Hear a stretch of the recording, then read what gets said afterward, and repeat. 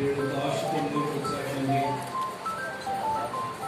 మీరు ఆశను తీర్చుకోవాలి సార్. వాక్యంలో కనుకరించండి. మా కొరకు మీరు ఏర్పాటు చేసిన మీ వాక్యం యొక్క మేలును మాకు అనుగ్రహించండి. ఎవరు కార్మికులుగా ఆత్మస్వరం మందిరం కట్టబడేవారుగా మీకు ఆలయంగా స్థిరపరచబడినట్టుగా నాకు కావాల్సిన మీ ప్రత్యక్షతను అనుగ్రహించండి. అన్నాడు సోదరుడికి ఇచ్చిన ప్రత్యక్షత మేము ధ్యానిస్తుండగా మాకు కూడా అక్కడ అనుగ్రహించబడి అలా మేము కట్టబడినట్టుగా సహాయం కోరుకుంటూ యేసు నామములో ప్రార్థించి వచ్చున్నాం తండ్రి. కానీ వన్ సెషన్లో మనుషులు తన కొరకై కట్టుకున్న మందిరం రాకుంటే నిర్మాణం చేశారు.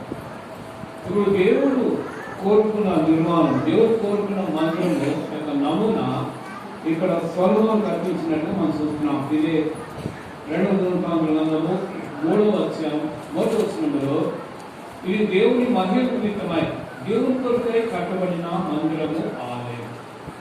ఈ వచనంలో చాలా అనుభవాలు ఇక్కడ ఉన్నాయి. ఇప్పుడు చూసుకొని మనం తెలుసుకుందాం. దావీదు రాజుగా స్థిరపరచబడ్డాడు. మనం తెలుసు హెబ్రోనులో 7 సంవత్సరాలు 2 గోత్రాలు రాజుగా అంటూ వచ్చాడు. దాని తర్వాత యెరూషలేములో తిరిగి ఇశ్రాయేలు కోరగా 12 గోత్రాలకు రాజు అయ్యాడు. దావీదు అభిషేకించబడిన వ్యక్తి గొర్రె దగ్గర నుంచి దేవుడు పిలిచి దావీదుకు దావీదును అభిషేకించాడు. అభిషేకించబడిన తర్వాత దావీదు కట్టిన రాజ్యం రాలేదు. సౌలు మొదటి రాజుగా ఉంటూ వచ్చాడు. ప్రారంభ దేశంలో సౌలు బాగా ఉంటూ వచ్చాడు, దర్శించుకొని వచ్చాడు. కానీ చివరి దినాల్లో సౌలు దేవుడు విరోధంగా జీవించాడు. దేవుడు ఆ వ్యక్తిని నిర్మూలించేశాడు. సౌలుకు బదులు దేవుడు రాజును దావీదుగా ఏర్పాటు చేశాడు. దావీదును రాజుగా ఏర్పాటు చేసుకున్నాడు. కానీ దావీదు రాజు అయిన వెంటనే దావీదుకు పెట్టిన ఒక ఆశ కలిగింది. ఏంటంటే మనసాన్ని తీసుకురావాలి. మా తెలుసు వలసమైన గ్రంథము 4 అధ్యాయాలు మనం చూసినప్పుడు ఆ రోజులో షీలోలో దేవుని మందిరం ఉండేది. ప్రత్యక్ష గుడారం ఉంటూ వచ్చింది. ఏలి ప్రధాని యాజకుడు ఉంటూ వచ్చాడు. ఏలి కుమారుడు హోఫ్ని ఫీనెహాసుడు యాజకుడుగా ఉంటూ వచ్చాడు. ఈ ఏలి కుమారుడు యెహోవాని ఎరగని వారి దుర్మార్గులుగా ఉంటూ దేవుని మందిరం పరిచయం చేస్తూ వచ్చాడు. అదే సందర్భంలో సమూయేలు దేవుడు కుమారుని ఇచ్చాడు. అన్నాకు దేవుడు కుమారుని ఇచ్చాడు. ఆ చిన్న బాలుని అన్న దేవుని మందిరం ప్రతిష్ఠించింది. కాబట్టి మందిరంలో తీసుకురాబడి బాగు మానిపించడం వెంటనే. కానీ ఒకవైపు ఏలి కుమారుడు దుర్మార్గ పనులు చేస్తూ దేవుడు రోజులు జీవిస్తూ వచ్చారు. అదే మందిరంలో సమూయేలు కూడా చిన్న బాలుడుగా ఉంటూ దేవుని పరిచయం చేస్తూ యెహోవా స్వరాన్ని విన్నవాడు మనం చూస్తున్నాం. తర్వాత సమూయేలు ప్రవక్తగా స్థిరపరచబడ్డాడు. ఎవరు మన విషయాలు తెలిసిన విషయాలే.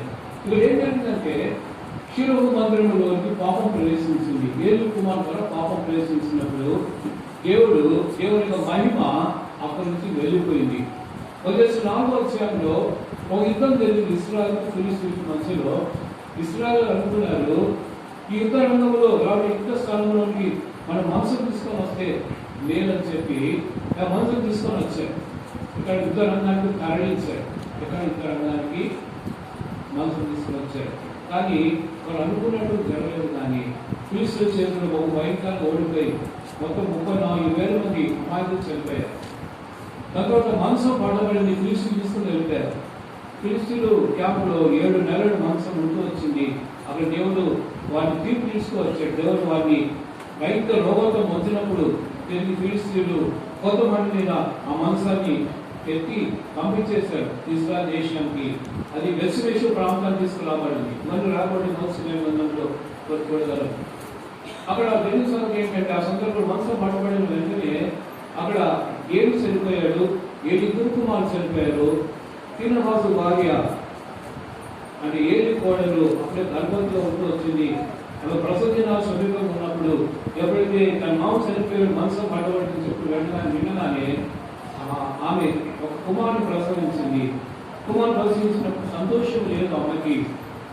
ఆ పోటు చనిపోతూ కుమారుడు పేరు పెట్టిందంటే ఈ పేరు పేరు అంటే ప్రభావము మహిమ వెడలిపోయింది. ఎందుకు? పాపాన్ని బట్టి.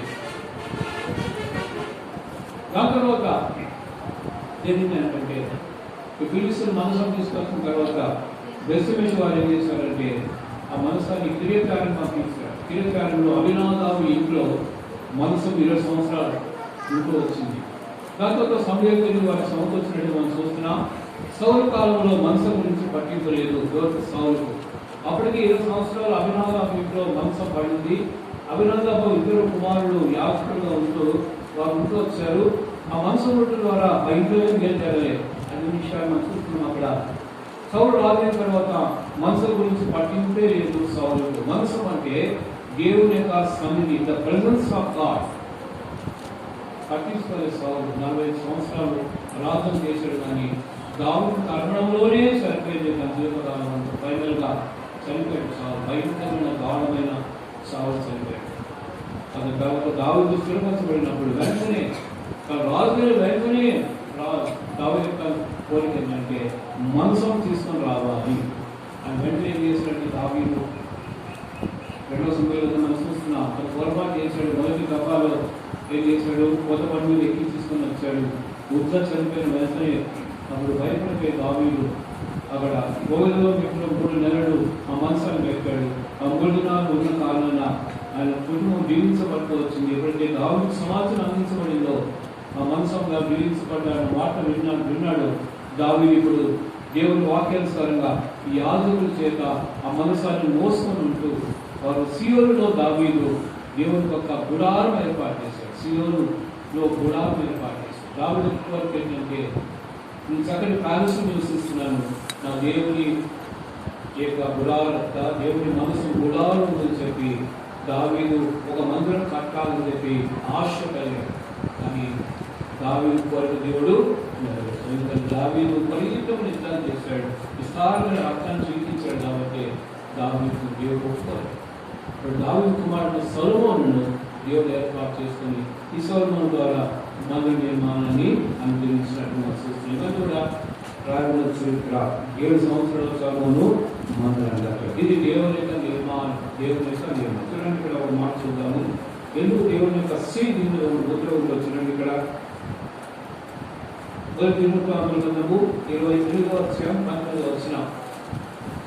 సొలొమోను కట్టించిన ఈ సువర్ణ దేవాలయానికి దేవుని యొక్క నమూనా ఉంది, దేవుని ఆలోచన ఉంది, దేవుని హస్తము దాని మీద ఉంది. చూడండి 28 కలిసి చదువుకుందాం. ఇవన్నీ అప్పగించి యెహోవా హస్తము నా మీదకి వచ్చి ఈ లక్షల పని రాకుండా నాకు నేర్పనని సొలొమోను చెప్పాడు. కానీ సొలొమోను కట్టించిన మందిరం మనిషి నిర్మాణం కాదు, అంటే మనిషి కొరకు కట్టించిన మందిరం కాదని. ఇందులో దేవుని యొక్క హస్తం ఉంది, దేవుని యొక్క సంకల్పం ఉంది. ఇందులో దేవుని యొక్క నిర్మాణం తానే కట్టించాడు మందిరం. ఎందుకంటే దావీదు దేవుని హస్తం దిగి వచ్చి దాని నమూనా అంతా కూడా రాత మూలకంగా నేర్పించి ఆ మచ్చు క్యారెక్టర్ ప్లాన్ సొలొమోను అంటే ఏంటిది? ఈ మందిరము మనుషుల మందిరం కాదు, ఇది దేవుని మందిరము, దేవుడే కట్టించాడు. అది మనము కట్టుకోలేము, మంచిది కాదు, దేవుడే మనం కట్టించాడు. సో దేవుని ప్రోత్సాహించినప్పుడు దేవుడు మనలో దేవుని ఆలయాన్ని కట్టుబడి ఉంటాడు. సరే, ఇది దీని యొక్క వెనుక తర్వాత తెలిసిన విషయాలు చాలా ఉన్నాయి. ఇక్కడ ఈ మందిరానికి దావీదు ఎంతో ఇచ్చాడు. బంగారు పెట్టి ఇక్కడి రకరకాల వస్తువులను ఇచ్చాడు కదా, సామర్థ్యం కంటే ఎక్కువ ఇస్తూ వచ్చాడు. ప్రజలు కూడా సమర్పించుకుంటున్న కాలాన ఈ యొక్క నిర్మాణం జరిగింది. ఇప్పుడు 2 అధ్యాయంలో ఇది దేవుని కొరకే కట్టబడిన మందిరము, ఈ పని గొప్పని. ఇందులో ఒక 4-5 విషయాలను చూసుకుని ముగించుకుందాం. తర్వాత సొలొమోను యెరూషలేములో తన కన్యను దావీదునకు యెహోవా ప్రత్యక్షమైనప్పుడు ఎవరు కట్టించారు? ఇది సొలొమోను కట్టించిన మందిరము.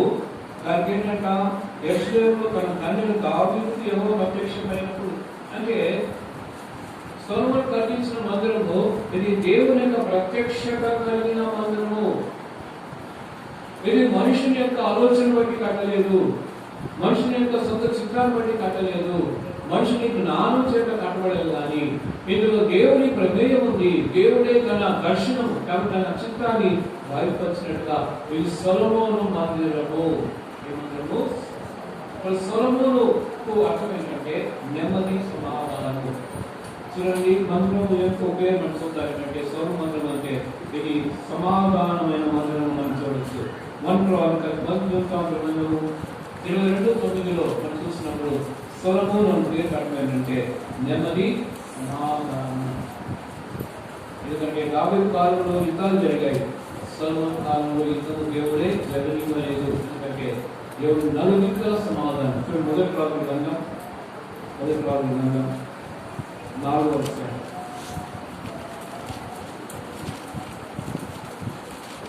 మొదటి రాజుల 4వ అధ్యాయము 24వ వచనం. 1:4 మొదటి రాజుల 4:24 యూఫ్రటీసు నది యువతల కిప్సకు మొదలుకొని కాసా వరకు నది యువతలున్న రాజులందరి మీద అధికారం ఉండను.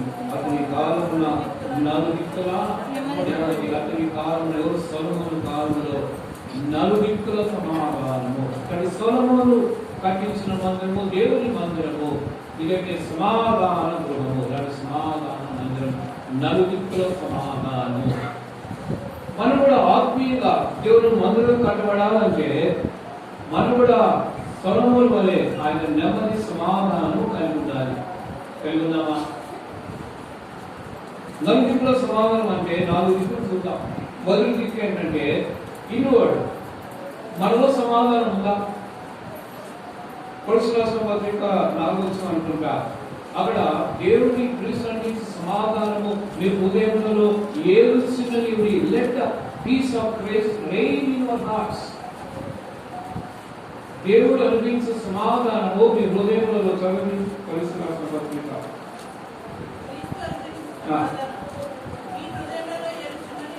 ఏలుచున్నది ఇది పీస్ దట్ ఈస్ ఇన్వర్డ్. ఇది మొదటి దిక్కు. అంటే ఫస్ట్ డైరెక్షన్ అంటే పీస్ ఇన్వర్డ్. ఇది లోపల సమాధానం కలిగినామా? దేవుడి సమాధానము అవుట్వర్డ్ కాదు. అంటే అవుట్వర్డ్ సమాధానం అంటే అది పరిస్థితుల ప్రభావం ద్వారా సమాధానం కలిగి పోషణకు డబ్బు కొన్ని బ్యాంకులో కొన్ని లక్షలు కోట్లు ఉంటాయి. నీకు నెమ్మదే ఉండొచ్చు, ఎందుకంటే నాకు డబ్బు లేదని చెప్పి ఒకలాంటి నీకు సాటిస్ఫాక్షన్ ఉండొచ్చు. నీకు ఆరోగ్యం ఉండొచ్చు, భౌతికంగా నువ్వు అనుకుంటావు దేవుడు నాకు నమ్మచ్చు అనుకుంటావు.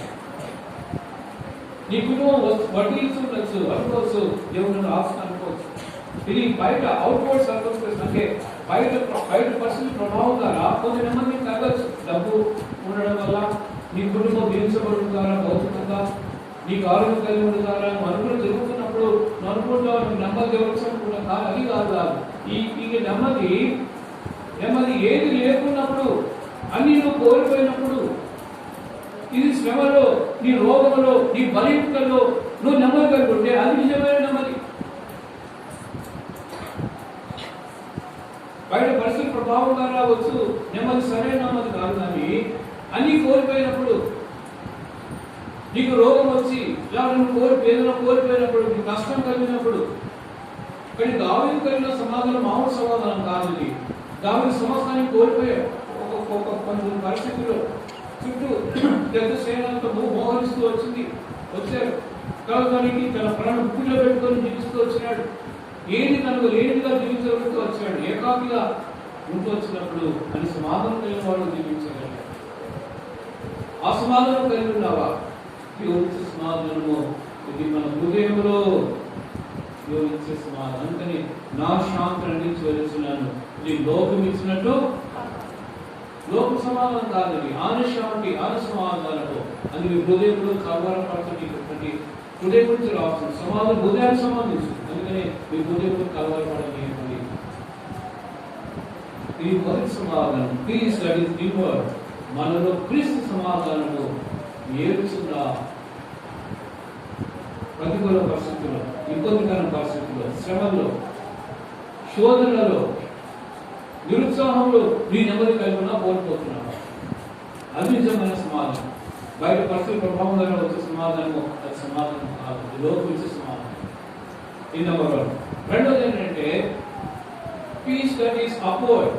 దేవునితో సమాధానం.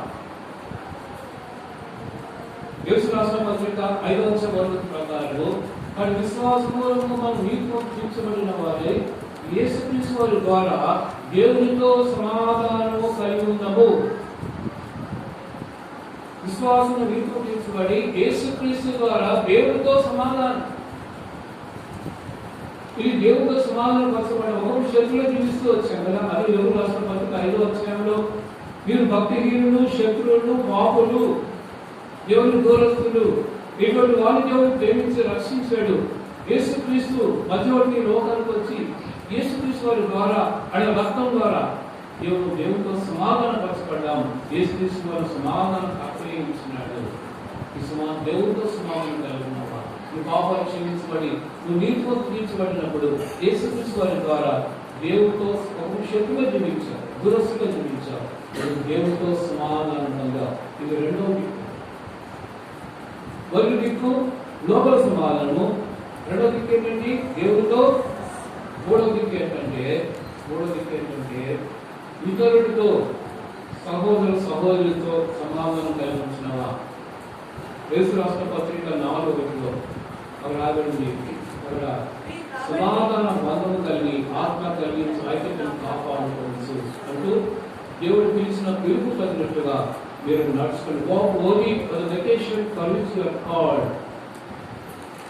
దేవుని పిలుపు తగినట్లుగా నడవాలంటే సమాధాన బంధం ఏంటంటే ఇతరులతో, అంటే సహపాటు సహోదరులతో సంఘంలో కదా ఐక్యత, సహోదరులతో ఐక్యత కలిగి జీవిస్తున్నావా?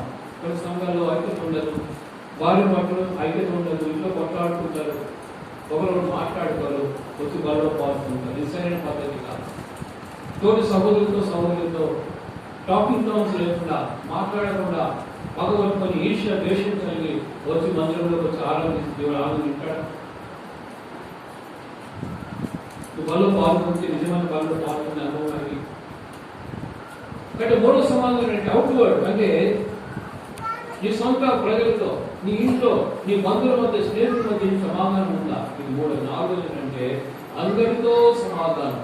హెబ్రీ రాష్ట్ర పత్రిక 12:14 అక్కడ అందరితో సమాధానం కలిగి ఉండడానికి ప్రయత్నించుడి. అంటే మనకు శత్రువులు ఎవరు లేరు, అపవాది మన శత్రువు. కానీ విశ్వాసకి శత్రువు లేడు సుమా. ఎవరంటే శత్రువు? అపవాది. లోకం శత్రువు, అపవాది శత్రువు తప్ప ఏ వ్యక్తి కూడా మన శత్రువు కాదు. యేసువారు శత్రువును ప్రేమించాడు. కానీ మీరు ఏం చేస్తున్నారు? మీరు ఎరగరు, వీరిని క్షమించు. స్టెఫెను తను చనిపోకముందు నిద్రించకముందు అయ్యా వీరి దోషం మీ మీద మోపకము అని చెప్పి మోకాల మీదకి వచ్చి నిద్రించాడు. ఆయన ప్రార్థన మోకాల మీదకి వచ్చాడు. ఎందుకు మోకాల మీదకి రావాలని చనిపోకముందు నిద్రించకుండా ఆయన అంటే తన జీవితంలో మోకాలు ఉంది కాబట్టి ఫైనల్ లాస్ట్ స్టేజ్ లో కూడా ప్రాణం వదిలేటప్పుడు కూడా మోకాలు మీదకి వచ్చాడు.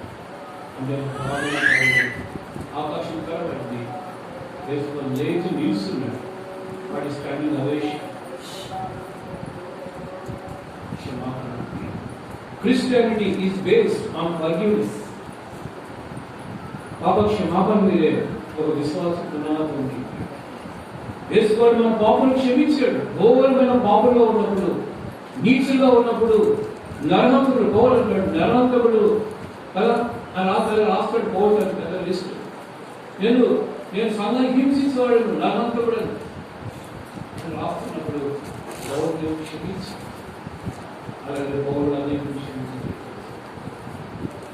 సొలొమోను మందిరం అనేది ఇది సమాధానం కలిగిన మందిరము. దేవుడి మందిరం ఎట్లా ఉంటుందంటే అందులో సమాధానం, నెమ్మది తీసుకాలం ఉంటుంది, తాళవిస్తూ ఉంటుంది. మన సంఘాలు సమాధానం ఉందా?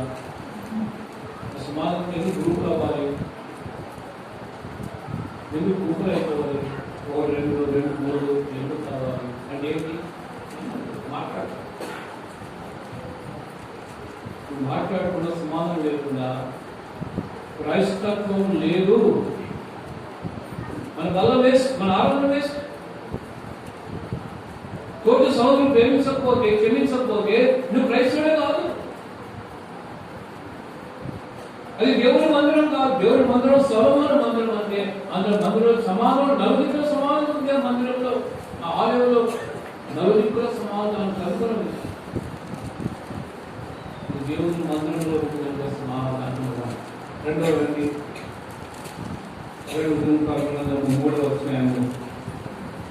3వ వచనంలో యెరూషలేములో తన తండ్రిని దావీదునకు యెహోవా ప్రత్యక్షమైనప్పుడు, it's a place of revelation, it's a place of peace. Number 1, peace and tranquility. Number 2, it's a place of revelation. ఇది దేవుని యొక్క ప్రత్యక్షత కలిగిన మందిరము. ఇది దేవుని యొక్క ప్రత్యక్షత ఉంది. చూడండి, మొదటి దినవృత్తాంతగ్రంథం 21వ అధ్యాయం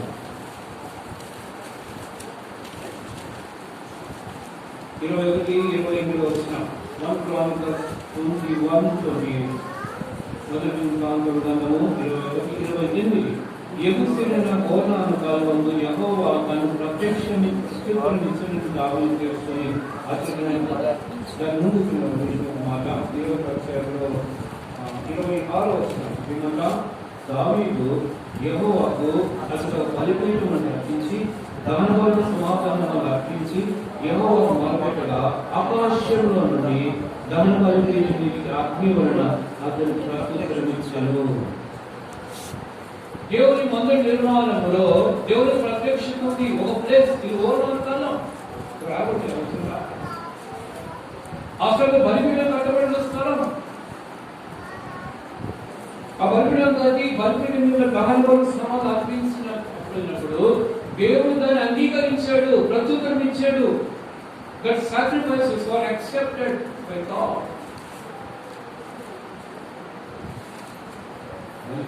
తెలుసు, ఆదికాండం 4వ అధ్యాయంలో కయీను హేబెలు ఇద్దరు అర్పణం తీసుకొచ్చారు. కయీను అర్పణంలో బలిపీఠం లేదు, రక్తం చిందింపబడలేదు.